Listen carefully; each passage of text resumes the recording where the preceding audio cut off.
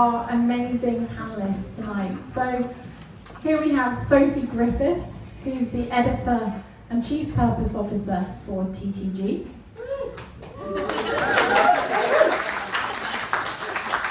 We have Stu Oakley, who's the founder of Assemble Publicity and the co-author of The Queer Parent. He's also the co-host of podcast From Gay to Z, which he does with our life. Gay to Z, you must listen to it. Aisha, Shaibu-Lenoir, founder of Moonlight Experiences and LGBTQIA+ ambassador for Contiki. And then we have Kailum Webster, who's a travel consultant and contestant on BBC's I Kissed a Boy. And finally, we have Chris King, CEO, or Thunder and CEO, I think is your official job title, of Lightning Travel Recruitment. Thank you. So good to welcome you all here. Thank you so much. Now, Sophie, let's start with you. Do you want to just start off introducing yourself? How do you identify and what are your preferred pronouns? Yes, so I am starting my own rainbow family. Congratulations! Yeah, my wife and I are expecting a little one. So I identify as a gay woman, and she, her. Thank you. Now you're the editor and chief purpose officer for Travel Trade Gazette. Tell us a little bit about the work you do to promote diversity, equity and inclusion in the travel industry. Yeah, so our journey really started probably back in 2012 when we started a 30 under 30 programme. But in terms of LGBT plus travel, we launched TTG LGBT, which was the UK travel industry in Ireland's first ever LGBT network back in 2015. And it's kind of really grown since then. We're all about championing inclusion, diversity, equity.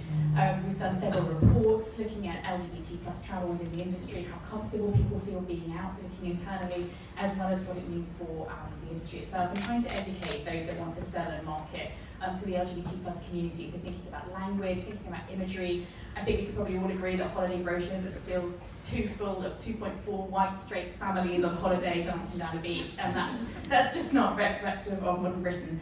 So we're on our own journey to try and challenge the industry to do more and champion inclusion really across the entire sector.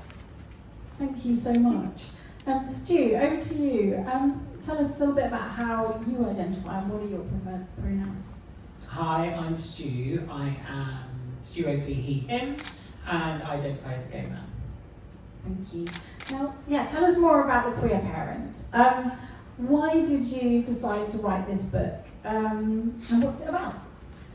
So The Queer Parent is a book that I co-wrote with Lottie, over there, Jess, which started off, we started doing our podcast 3 years ago, and originally it was about me sharing my experiences as a gay adoptive father, and Lottie sharing her experiences as a lesbian mum via IUI, donor conception, and Lottie being the other mother, you being the genetic mother, let's just say now, we don't use biological anymore. And it was why don't we use biological? Well, because technically, so, oh God, you're going to send me off on the right hand, don't start now. The boss says it sounds like we're talking about travel. But in short, because there's been research that regardless of if you're genetically related to a child, biologically you have a connection to that child because of the way that our bodies react when we're caregivers. So that's super interesting. But we're here to talk about travel. So it started off as our experiences. We started speaking to other people on the podcast, and then that idea grew into a book. And basically, the book is about everyone on the whole queer spectrum of what it means to be a queer family. And that, yes, that even includes drag and chosen families within that as well. So yeah, that's my short synopsis of it, I think. Well, we'll hear more from you as the evening goes on, but let's move on to Aisha. Would you like to just briefly introduce yourself and how do you identify? Sure. I don't think we have enough Hi. Not today. But I go by she, her. Badass, anything. Anything positive. That's the thing. I don't mind all the pronouns, but she, her. I identify as a black queer woman. Obviously we're here in person, but for me, mentioning that is important throughout all the work that I do. Thank you. And yeah, let's hear a little bit more about your work. What is Moonlight Experiences? What do you offer? And why did you set it up? I started it a few years ago because I kind of struggled to navigate the travel space as a queer woman, because there wasn't that many services for us. But then also when I looked deeper, when I was looking at experiences and tours that were run by people of color that didn't exist, by women that didn't exist, and I wanted to kind of bridge that gap so that everybody feel like they could be included. And also over the years, it's just been a big rise with women traveling in general, queer people traveling in general, and often with my services, we often get straight women wanting to come out with us, especially at night, because they feel safer. So there's this real trend of wanting to ensure that everybody feels safe, especially those who potentially, don't often can hide their sexuality or their gender. And so you organise, so if you visit the website, what will people see when they visit the website? Quite a few things. I mean, we've started group travel, we run educational experiences online and in person, which is really helpful because for me, especially now that it's Pride Month, it's all about bridging that gap. Because for so many people within our queer community and those who are not, we don't often get taught what it means to be queer, what our history is, our Pride movement, our pioneers. And I think it's really crucial to be an ally, to understand the past so that we can recognize where we are now and how we can move forward in the future. So we provide that educational tool, but as well as also celebrating queer joy for everybody. Going to events that cater to everybody, going to Vogue balls, going to just all things that really have shaped who we are as queer people, but also events that don't have to be just nightlife related. Things where you can go and meet people and form, I guess, authentic connections, because that can be really, really difficult. In our personal lives, as we grow older, we change. Where do you find those people that you can identify with? So the idea is, we're not just in the UK, but we're across the world, in South Africa, in the US, all across Europe, in Paris. So when queer people, as well as allies, go there, it's an opportunity to support as well. If you're like, hey, I don't know how I can support the queer community, support queer spaces, those are things that we can do. It's almost like creating a cycle where it gives back in an authentic way, in a way that actually supports the community, and you have such a good time. So it's like a win-win, like why wouldn't you want to do it? Such great points, thank you. Kailum, how do you identify? So my name is Kailum Webster. I identify as he, him, and I identify as a gay male. Thank you. Now, as we mentioned, you've just starred on this new reality dating show, I Kissed a Boy. Tell us a bit about the format of the show and what was the experience like for you? Honestly, the experience was one of the wildest experiences I've ever experienced in my life. Why? Well, you're just suddenly in a random building with 16 other gay men and everyone's a little bit excited to be in this building together, all single, so you know what probably is feeling like, But honestly, the experience was amazing and eye-opening. I mean, almost the entire crew was all LGBT as well, so it automatically made us all feel like we're in this safe space. So as soon as we got there, we already knew we didn't feel judged because everyone who was working on the show already had that feeling of, what we've been through because we've gone through something similar themselves as well. I made some amazing friends. I mean, I've got Bobsley and Vitor here in the audience as well that I've become really good friends with. I had a really nice romance with somebody on the show called Jake, but I don't know if any of you have seen it, but unfortunately... Pause. Next question. But honestly, yeah, the experience as a whole was just so eye-opening. It was the first time I've ever even gone on a holiday with anyone who was queer, so that was so eye-opening for me. And Danny Minogue as a person herself, amazing. She really was there for the real stuff because she was off camera crying to the point where we almost had to delay the final filming day because she couldn't face the fact that it was ending. So she really does care. She messages us all outside of it. She even brought Australian food for her children back when we did the reunion. Honestly, yeah, amazing, amazing. How did it feel just doing that first kiss? Like, don't even speak to the person, you just literally have to walk up to them and kiss them, right? Well, I mean, if people have seen it, everyone else was completely silent, so I broke the rules a little bit. I walked up and was like, hey, oh, no, can't do that. And then we just kiss, and honestly, we say that we've never kissed anybody before, but you go to a nightclub and you know it can happen. You kiss a stranger, you know, it can happen. But yeah, honestly, when you've got all the cameras in front of you and it's like this intense feeling of you've spent so long with people trying to match you with all these like qualities that link together, yeah, it is intense, but it was beautiful and I wouldn't change it. Brilliant. Now, I'm going to ask you more about the show later, but let's move on to Chris. How do you identify? So my name is Chris King. My pronouns are they, she. I am a trans, non-binary icon. Self-proclaimed. I also am neurospicy, so I have ADHD, and I am 5 months on estrogen at the moment. So don't come too close because the hormones are up and down. Pay me compliments and we'll all be okay. Love the dress, as I said. Thank you. How do you know? Fantastic. Now, tell us about Lightning Travel Recruitment. When and why did you found this company? Sure, so you all liked me then. I am a recruiter, so feel free to throw stuff. I founded Lightning Travel at the end of 2019, so just before the pandemic. I founded it because, not to sound dramatic, but fitting in nearly cost me my life. I spent all of 2019 under the operating knife and didn't know I was trans at that point. I identified as a gay man at that point. And I really then went, do you know what? There's not enough representation. I did not feel like I could be myself in a workplace, and that's effed up.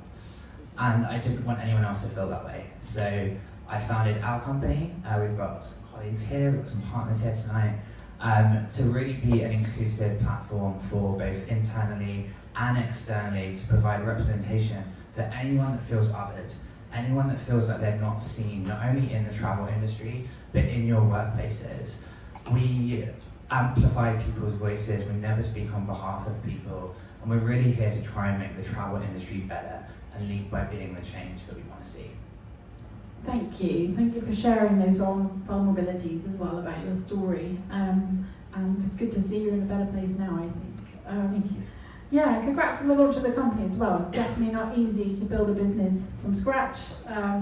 Tell us a little bit more about how you help travel companies improve diversity, equity, and inclusion when hiring. Of course. I mean, I could just pass the mic to a few of our clients here. We've got some wonderful people that have got jobs through us. Which is really great, but it's not just about the recruitment that we do. We actively challenge people's views. So in the travel industry, it's very white, it's very middle class. Let's not try and beat around the bush here. It is, and we have those open conversations with hiring managers and MDs of companies, and really challenge them. What are you doing internally? What are you doing in these processes to make it inclusive? Whether that's race, sexuality, accessibility, how can you be better? We aren't just about getting a quick hire and making a quick buck. We're not here just to make money. We're here to really change this industry from within. And what I would love to see more of in the industry is people really taking a stance. I think I would definitely love to challenge this room right now and say, put your hand up if you have provided trans training to your staff in your business right now. I'll pass the mic back to you. Yeah, some really important points raised there. Let's go back to Sophie. I'd really like to know about TTG's editorial strategy when it comes to LGBT content, and your commitment to never promoting any destination where, based on recent evidence, members of your team would not feel comfortable to travel to for fear of arrest due to their sexuality or profession. So it's literally that, what it says on the tin. It's in the front of every magazine, and we're really proud to stand by that. So it does mean that there are certain destinations that we won't promote and we won't take money off. And how could we do that? When we're actively championing the LGBT plus community, we couldn't then take money off destinations like Saudi. I'll be really blunt and honest about it. They still have a death penalty if you're found kind of having a same-sex relationship. So it just would fly against everything that we stand for, and we're really proud to kind of stick our heads above the parapet and do that. And you know, it was a tough decision. We made it during the pandemic. Actually, we were turning down business from destinations like Saudi, and that's tough. You know, everybody knows how travel suffered during the pandemic, or the Panny D is. But yeah, it's one that we really stick by. We're proud to do it, and you know, I think hopefully it's been recognised across the industry that it's the right thing to do, and hopefully it's made others think as well, which is what's really important.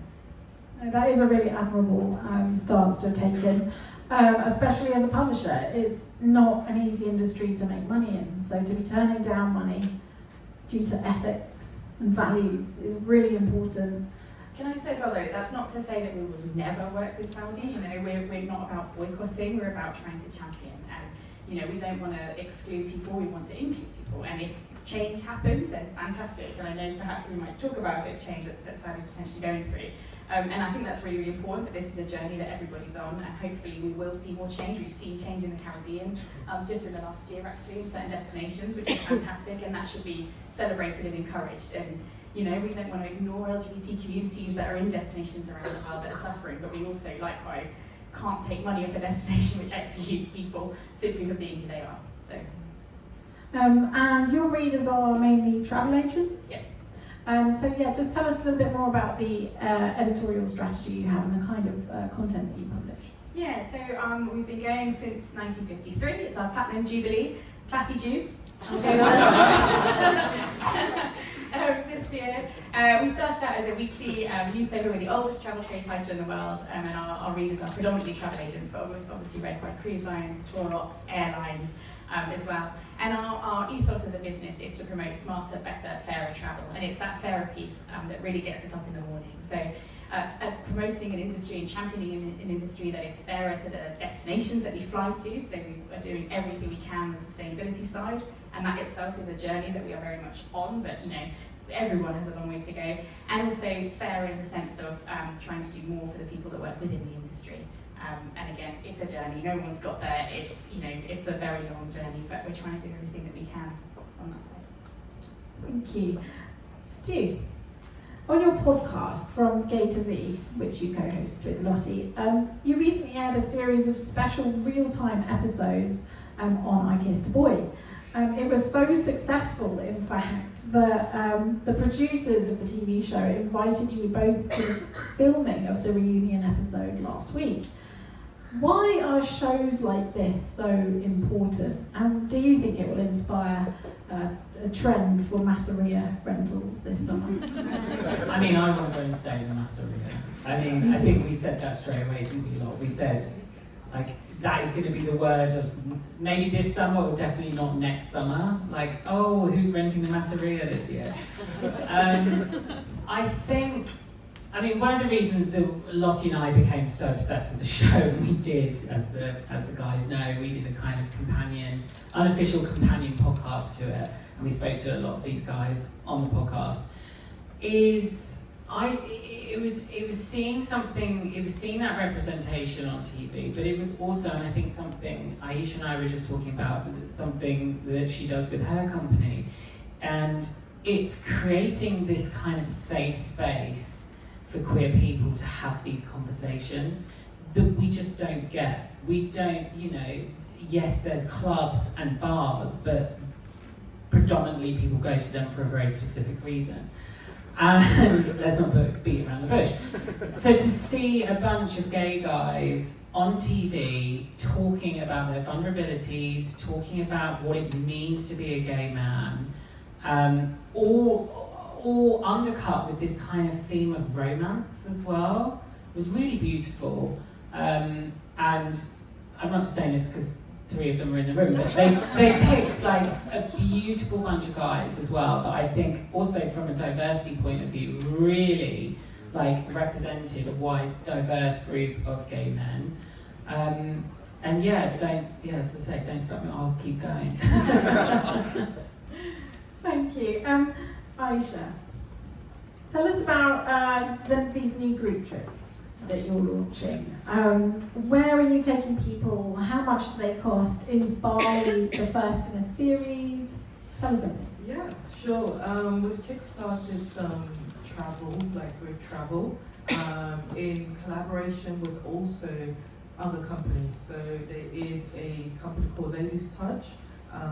There's a lovely lady that runs it in LA, and the concept is, for me, when doing anything, not also trying to replicate, but also make things stronger as a community. So often within, I guess, the travel space, there isn't many people like me trying to do this. So for it to really have an impact is building it with companies that are interested in supporting, but also building it with people that, have the same ethos. So we're kickstarting in Bali because there's not many group trips for women and non-binary people leaving from the UK.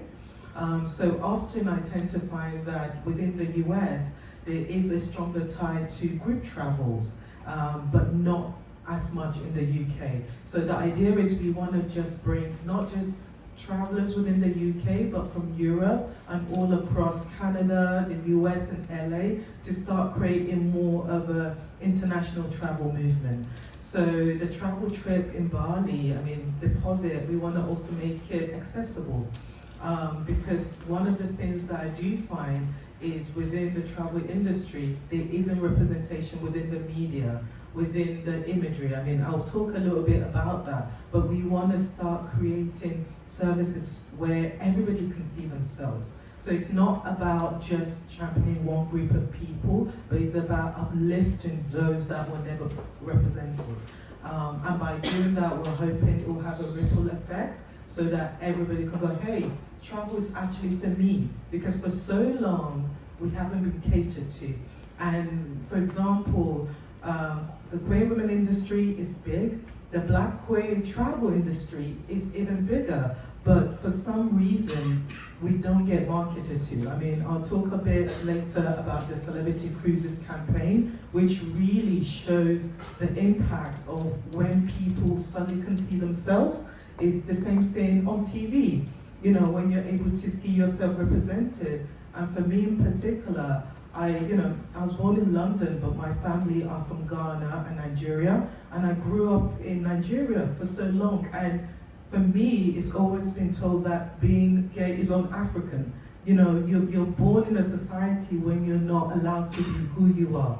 And then you have other kind of implications when you also live in the West. So when you don't see yourself, it can often be difficult for people to even come out, let alone contemplate that actually they deserve luxury like traveling.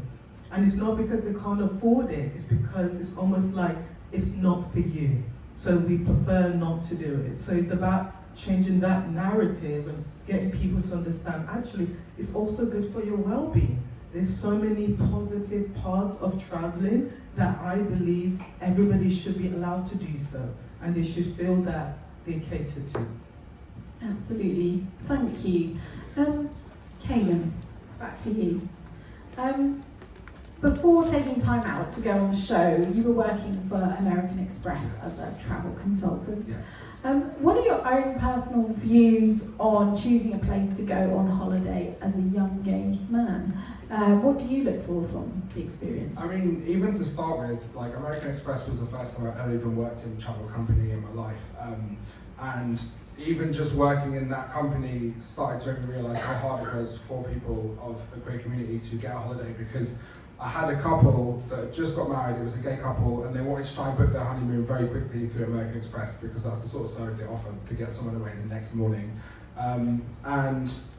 We couldn't get them away for nearly a week because we were struggling to find somewhere that was actually safe. And that in that moment, I was like, wow, this is actually a lot harder than it should be to be able to get people to go abroad just to celebrate the fact that they're in love. And that for me wasn't okay to see for the first time. So that in myself kind of brings me to the point that when I look for a holiday myself, I'm not a rich person, I'm a budget queen, I make sure that I get stuff on a budget, but I want to make sure that I can get the best I can with the money that I have, but then I also make sure that the most important thing is the fact that I can go to a place where I'm absolutely 100% safe, or at least know that the resort or the place that I'm staying in is safe, that I can go to the resort and maybe not leave the resort, but I know that I can go to the resort and know I'm 100% safe. Because there's one of your trends, the Rainbow Rebellions, which I think is a very brave thing for people to do, because that is a very terrifying thing for them to do. It's not something that I would personally do, because I wouldn't give money to a place that wouldn't offer the safety for you, unless there was a hotel that was said, if anything does happen, we do have a backup, and we can help you. If anything goes wrong, we have that safe space for you, so you can come and talk to us if anything does happen, and we'll help you through it. So that's sort of the main things that I will do. I'll look for safety, make sure I can afford it, and booze. Always important. But yeah, I mean, it is quite sobering when you think about it. You know, if you are a straight person, you've never had to think in that way. You know, what if I'm not going to be safe going out of the resort? Okay, maybe you're in a destination that, yeah, you might feel that because you're worried about being pickpocketed or it's a kind of daunting location, but because of your own identity in that way, like that is quite a sobering thing. But yeah, that's something that queer people have to factor in all the time. Chris, what do people in the travel industry need to understand about being trans? Oh, you lucky people. We exist. We exist. I think for many of you, I might be the first gender non-conforming out there, outside of the binary person that you might have seen in real life. And if so, hi and sorry. But we do exist. And you will have non-binary people in your offices. You will have had trans guests sign into your hotels. But they might not have been able to be their authentic selves because of the inclusivity in those environments. We're not a new thing. We're not. We've been here for years. But the thing that I want the travel industry to really take note of is do not clump us under the LGBT wider umbrella term. We are all individuals. We are unique. There are no one trans person that's the same as the next person here. And we're under attack. There's 77 hate crimes per day in the UK right now against the trans community alone. There's a 56% year-on-year increase of reported trans hate crimes. It's the highest increase of any hate crime in the whole UK. The industry right now is very happy to celebrate Pride and have lovely events like this. Sorry, a little bit somber. But it is worth noting that our trans people in this industry, I only know one other out trans CEO of a company. That's not good enough in an industry that should be one of the most, if not the most diverse in the world. We work in travel. And I just want to see the industry recognize us, amplify our voices. There's so many easy ways to do it. Trans people are some of the most resilient people facing hate just for walking outside of their house on a daily basis. They are some of the most creative people you will ever meet. You don't have to employ us, but respect us, see us, hear us, and fight for us. Yeah.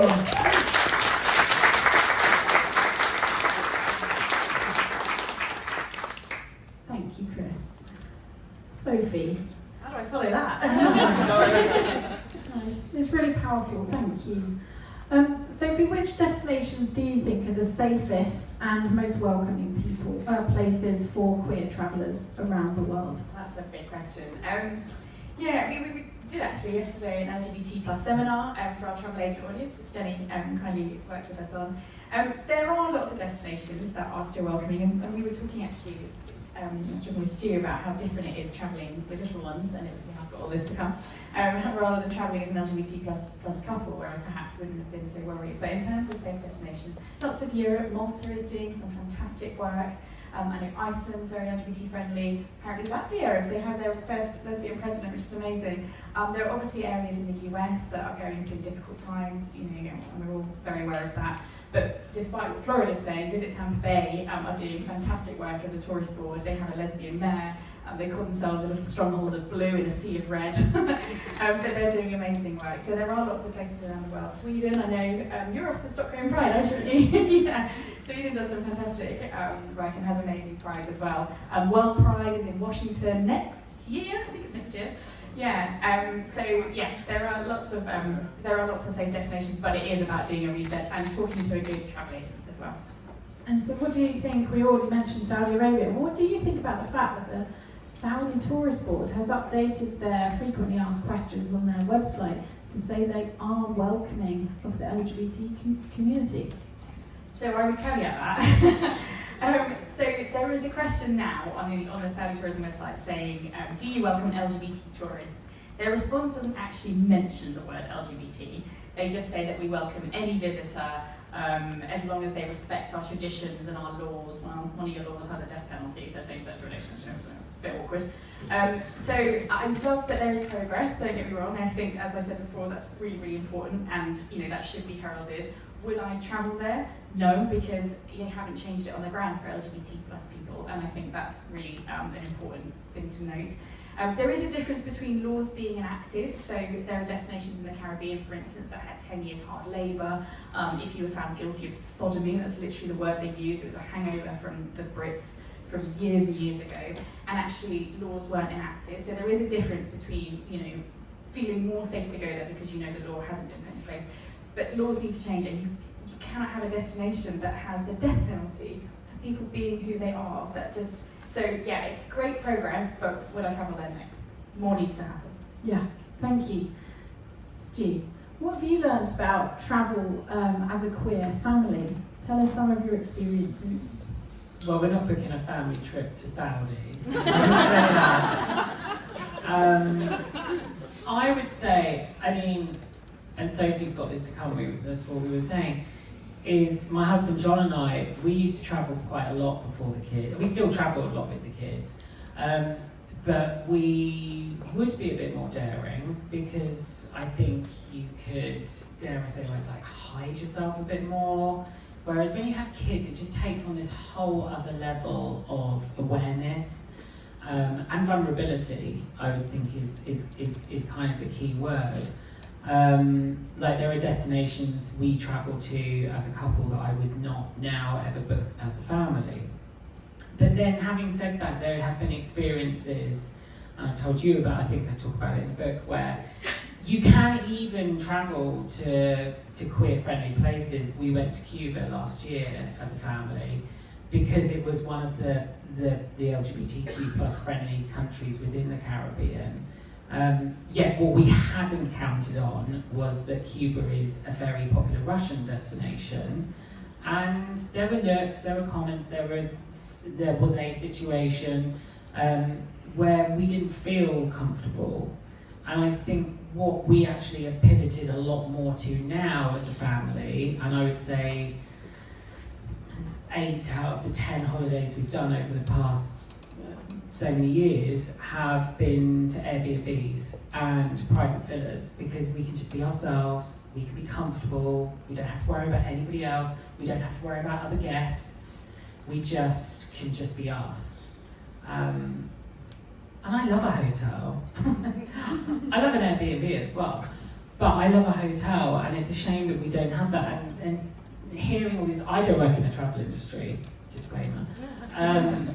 But hearing all your stories and hearing, like Aisha, what you're talking about in terms of creating these safe spaces, if somebody actually offered me the chance to go to a really great gay hotel, queer hotel, where there was loads of different queer families, I think I'd actually quite jump at that opportunity.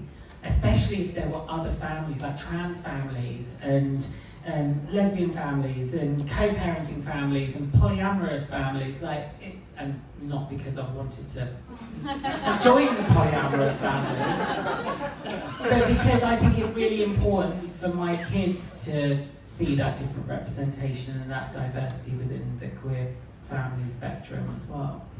So yeah, I'd say that to answer your question, that's one thing that we really learned was let's just go to places where it's just us. Can you just briefly talk about the incident that happened in Cuba with the Russians? Because you do write about it in the book, but it is a good example, I think, of just one of the little realities that you can face. Yeah, it's kind of a reality that comes along when you least expect it as well, which is how they always happen. Me and the kids went to go and grab some lunch from the buffet, and we left my husband down at the beach tanning himself away. I went to take them for lunch. We were having a really nice lunch. We were sitting there, and there was this group of Russian ladies sitting there, and we'd seen them kind of at the hotel at different points. And they were loving the kids. They were looking at them, they were laughing at them, and then they kind of turned around like, "Oh, they're so cute," and we love them, and where's their mum?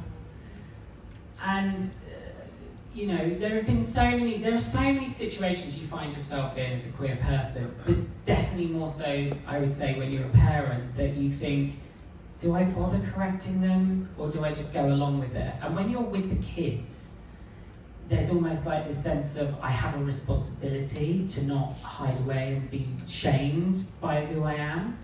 So I just kind of said, "Oh, thank you very much. Actually my husband, their father is down on the beach." And they just kind of went like deadpan, straight-faced. And they actually put down their knives and forks in the middle of their lunch, got up and just walked away. No. And that was it. And it was just, I was like, oh, okay. And it just made us it just added to feeling quite uncomfortable. So the next holiday we booked was an Airbnb. Thank you for sharing that. I'm not a salesperson for Airbnb, Aisha, last year you and your wife, Lexi, did some work for Celebrity. Somebody wanted to ask. Hi there, sorry, can I just ask how your kids react to the situation? They're quite oblivious to it. They're quite young. They're 7, 5 and 3. Then they were a year and a half younger than that. They will start to take it in, and I already think my 7-year-old probably does to a point. That's why I think it's really important to correct people and not just to kind of back away. In that particular instance, we just kind of laughed up. They were kind of oblivious to it anyway, but I think it is really important to, even if it's like a cab driver picking you up, or somebody saying to you, oh, which we've had quite a few times before, like, oh, it's Mum's day out, she's gone shopping to the kids, and you're like, no. So yeah, it can be complicated. It's a good question. Aisha, last year you and your wife Lexi took part in some work with Celebrity Cruises. Tell us about their all-inclusive photo project, which you've already touched on, but I think it'd be really good to hear a little bit more about it. Sure. I guess for me, I just want to say I will go to Saudi Arabia, but I'm not going to say why. But it's just because I come from a Muslim family, and when I meet so many travelers, I think visibility is important for people who don't have that liberation. Just because it is inspiring. And there's so many people within all these countries that are doing the work. As queer people, we exist everywhere. We've always done so. And there are some incredible people who live in the Middle East. I meet so many of them when they're out of the Middle East. And I think it's important to be able to find ways of supporting them and amplifying them through travel, but in the right organizations. And those things are built within different groups and charities I'm also part of. I mean, last year we, over a course of 4 years, we raised about £1.7 million that actually supports over 40 organizations across the world, and most of them are not in the West. So it's about also, I think, supporting so that communities like that can exist, so that they can defend themselves and be liberated at some point. So that visibility for me, I think, is also important for people who feel they can offer that. And I recognize it's not for everybody. No, that's a really good point. Yeah. Really good point. Yeah, but so it's just, I think, something that all of us who have that privilege should be aware how we can support in different ways without putting ourselves, at risk as well, Yeah. which I think is really important. But yeah, the celebrity cruises. The celebrity cruises photo project was a really important project that my wife was my wife and I were part of. Not just us, but it took a lot of change makers, activists from all across the world, in Australia, the US, and we were part of the Europe trip.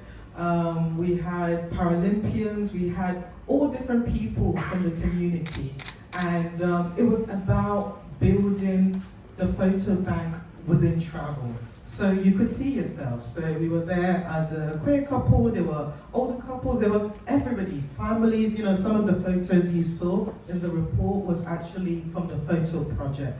Because sometimes people go, I want to be inclusive, but I can't find photos and stock images. I want to get, 2 gay guys, maybe, diverse gay guys, or queer women, or trans people, or those with disability. So it's important to be able to have access to these resources, because not many agents can afford to go, let's do a photo shoot.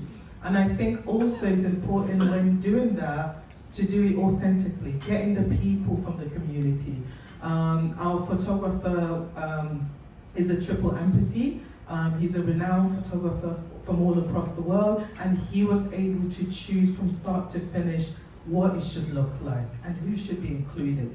And these images are free, so you can go on Celebrity Cruises, all-inclusive photo project. You'll be able to download them, use them, and just kind of be able to allow people to feel like they are allowed to use your services.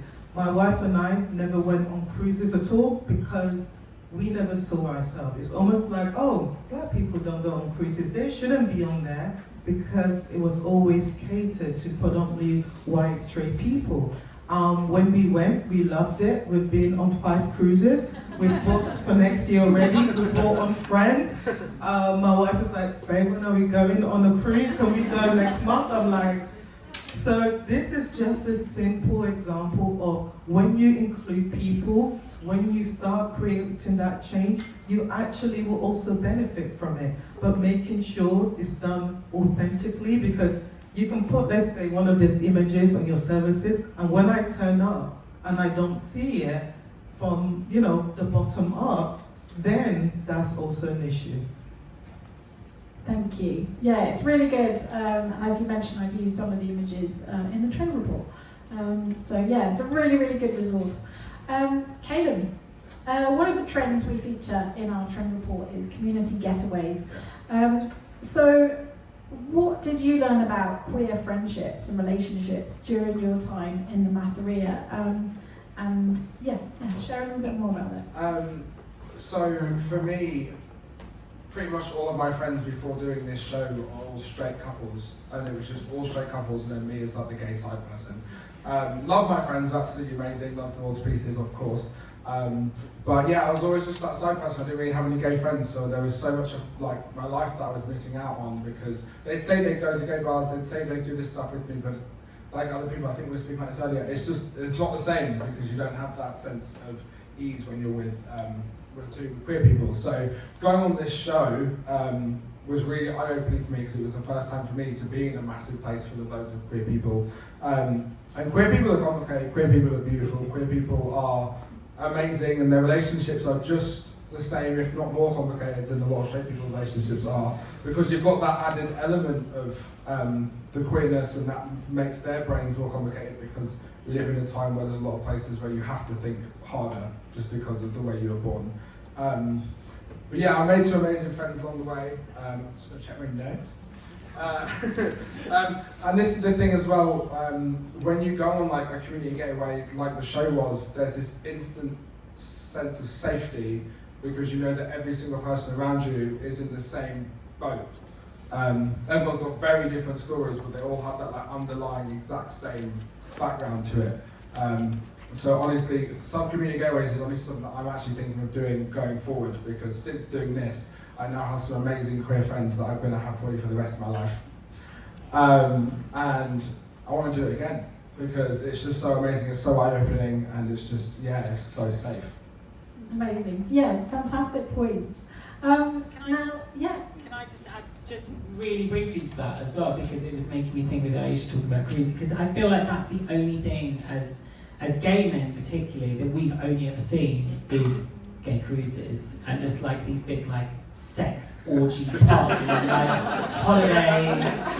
Whereas I think people, because we're so sexualised as a community, and I think people are only starting to realise now that, oh, you know what, we were actually just friends with each other, we're trying to build a community, we're not just trying to each other. So I just wanted to kind of like add that in, because I was thinking that when we were talking about cruises. Yeah. Thank you, Stu.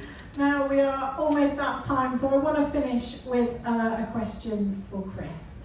Can you tell us a bit about the rise of gender-neutral passports? Which countries offer the ability to choose X as a gender marker on official documents? I've prepared this question, so it's going to be a quite short answer. You're lucky.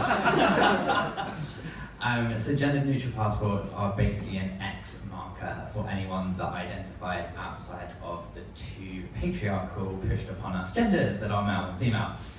So it's predominantly used by people that identify as non-binary. Currently, right now, there are 15 countries that have that. Do we think the UK is one of those? No. Correct! Ding, ding, ding. It is absolutely not. Those countries, a few of them notable, quite obvious ones like Canada, Argentina, Malta, which you all know is a very LGBT safe one. We've got Germany, Iceland, Ireland, Netherlands, basically Eurovision. But you have also got some really awesome... Yeah, so you've got New Zealand, you've got Pakistan, India, Nepal, the US as well, actually, has got gender-neutral passports. So in the UK right now, we're actually going the opposite way, in news that shocked absolutely no one. So yesterday in Parliament, politicians were discussing the Gender Equality Act to actually try and remove trans people's rights. So the passports are so far off from us. We just want to have the same basic rights as everyone at this stage. And I think the thing to remember about trans people, gender non-conforming people, non-binary people, is there is a sense of privilege if you don't have a choice in how you present. So for me, for example, I stepped outside of the binary. Under here, we've got some girls going on. I've got a beard, I've got chest hair. I can't hide that. And that means that it does have reactions when going through airports, when using bathrooms. So gender-neutral passports, yes, they are on the rise, and it is fantastic, but ultimately it's education, it's representation that is going to save lives. Thank you so much.